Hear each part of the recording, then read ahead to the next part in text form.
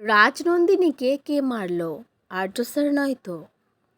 আমাকে যে সেটা খুঁজে বার করতেই হবে, এমনই এক কঠিন প্রতিজ্ঞা করলো অপর্ণা। পুরোটা জানতে ভিডিওটিতে লাইক দিয়ে চ্যানেলটা সাবস্ক্রাইব করে দেখতে থাকুন। চিরদিনে তুমি যে আমার সিরিয়ালের আগামী পর্বে আমরা দেখতে পাবো অপর্ণা আর্য স্যারের সামনে দাঁড়িয়ে বলতে থাকে, রাজনন্দিনীকে কে খুন করলো? রাজনন্দিনীকে কে খুন করেছে সেটা তো আমাকে বার করতেই হবে। এই বলে আর্য স্যারের দিকে একদম একভাবে তাকিয়ে থাকে অপর্ণা, যেন বোঝাতে চাইছে যে আপনি খুন করেননি তো রাজনন্দিনীকে আর্য স্যার।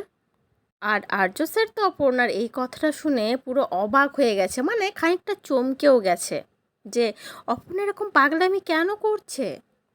আর অন্যদিকে আমরা দেখতে পাই রোহিণী আর্য স্যারের একটা ছবিকে খড়ের কাঠপুতুলের সাথে, মানে আর্য স্যারের মুখটা লাগিয়ে তাতে আগুন ধরিয়ে দেয়।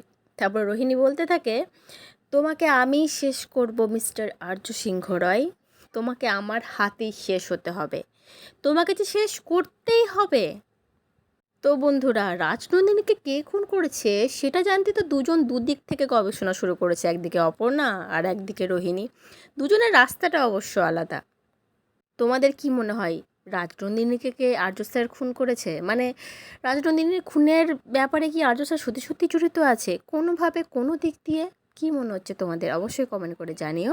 পরবর্তী আপডেট নিয়ে তাড়াতাড়ি আসছি, সঙ্গে থেকো, সাথে থেকো, চ্যানেলটা সাবস্ক্রাইব করে দিও। ধন্যবাদ।